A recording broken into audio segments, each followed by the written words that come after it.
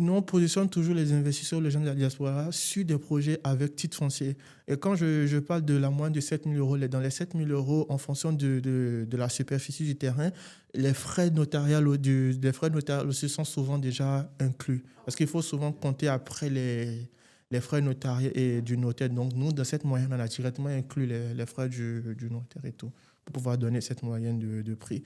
Sachant que aussi, il y a une zone où, bon, pour les locaux le savent, il y a Calavi, parce que le cœur administratif de Cotonou, Cotonou, au fait, et le gouvernement a mis en place une cité ministérielle où les ministres et les équipes sont, mais il y a aussi la cité administrative.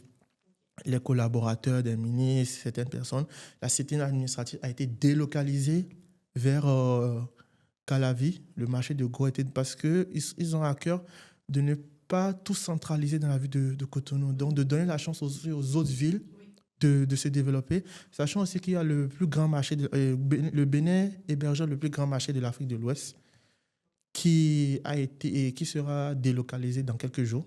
Normalement, ça devait être fait depuis 5 jours.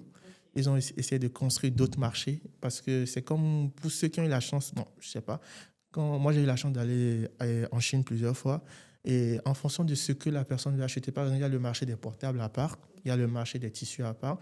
Donc le gouvernement béninois a essayé de mettre ce genre de dispositif en place. Donc, ils ont éclaté ce marché parce que c'était un marché qui générait 1 million de touristes, de personnes au jour. Mais c'est un marché c'était trop dense pour la ville. Il y a les problèmes d'embouteillage et tout, et le marché n'était vraiment pas structuré. Donc, étant donné que les villes maintenant et ce marché a été éclaté, ça permet à d'autres villes aussi de pouvoir et capter aussi. Sinon, généralement, ces genres de quartiers de ville devenaient des quartiers dormants. Donc, le fait d'avoir éclaté ce genre de marché permet aussi aux autres villes de pouvoir respirer et tout. Ok. Ce que tu dis, justement, c'est très important. C'est vraiment une bonne chose que le gouvernement met ça en place. Parce que quand on prend l'exemple, encore une fois, de Kinshasa, c'est-à-dire que toutes les administrations publiques se trouvent au centre, côté de Gombe. Donc, ce qui se passe, c'est qu'en général, les embouteillages sont terribles. Parce que chaque matin, tout le monde va dans la même direction. Chaque soir, tout le monde va dans la même direction. Et il n'y a pas, en fait, de différents pôles économiques ou de différentes zones, on va dire, économiques un petit peu réparties dans la ville ou la région où les gens peuvent également se rendre. Donc, ça fait que tout est tellement concentré à un endroit que d'un point de vue circulation, congestion, c'est le chaos en fait.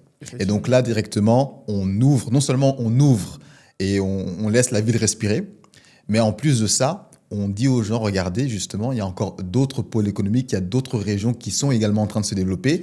Et rien que le fait d'en parler, ça fait justement développer la région.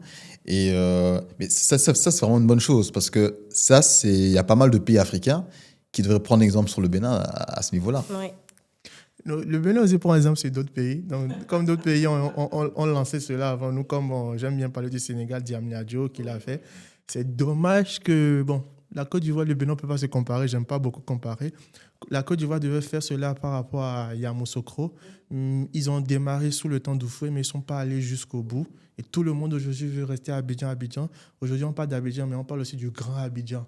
Mais du côté du Bénin, ils ont une autre approche et tout. Ils ont préféré lancer et aller jusqu'au bout une fois pour de bon. Parce que c'était des projets qui existaient depuis des décennies où ils ne sont jamais allés jusqu'au bout. Et quand ils essayaient de dire qu'ils vont délocaliser le marché, dès que les populations se plaignent et tout, ils arrêtent les chantiers. Mais avec ce nouveau gouvernement, Patrice Talon, ils sont allés jusqu'au bout de leurs ambitions et tout. Donc, et d'ici la fin de ce mois, le grand marché qui était la référence du Bénin, le plus grand marché d'Afrique de l'Ouest, ne sera hélas plus le plus grand marché de l'Afrique de l'Ouest, mais aussi c'est pour aider la population et tout. Et ne plus avoir de quartier dormant.